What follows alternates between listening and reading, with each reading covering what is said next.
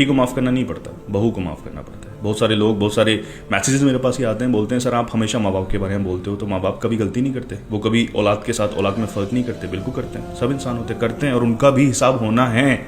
माँ बाप, ये वीडियो मेरी ध्यान से सुने आज।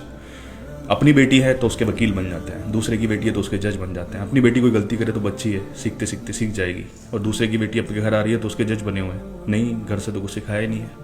और फिर जो बेटे हैं जो ऐसा बोलते हैं ना कि सर हम तो दूर रह रहे हैं, अपने बीवी बच्चों को छोड़कर दूर रह रहे हैं, अपने सारे ऐशो आराम छोड़कर दूर रहकर अपनी फैमिली के लिए कमा रहे हैं, और हमें माँ बाप नहीं समझते। ये जुल्म कर रहे हो आप।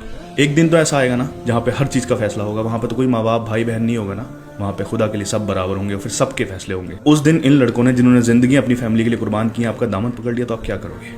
माँ बाप तो सभी बच्चों को पालते हैं, बहुत सारी कुर्बानियाँ देते हैं, आपने भी कुर्बानियाँ दी हैं, आपके माँ बाप ने जब आपको पाला होगा उन्होंने भी कुर्बानियाँ दी हैं, और जो बच्चे आपके हैं जब अपने बच्चों को पालेंगे ये भी कुर्बानियाँ देंगे। और माँ बाप का हक तो कोई अदा नहीं कर सकता, लेकिन माँ बाप गलत करे तो उसका हिसाब होगा।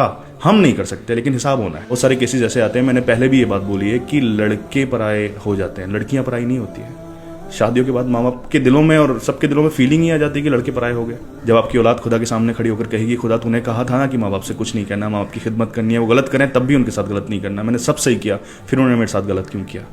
तो फिर उस दिन आप कटघरे में खड़े हो जाओगे, उस दिन खुदा की लाठी आप पर आएगी। तो खुदा अपनी जानों पर जुल्म ना करें, अपनी औलादों को पराया ना करें।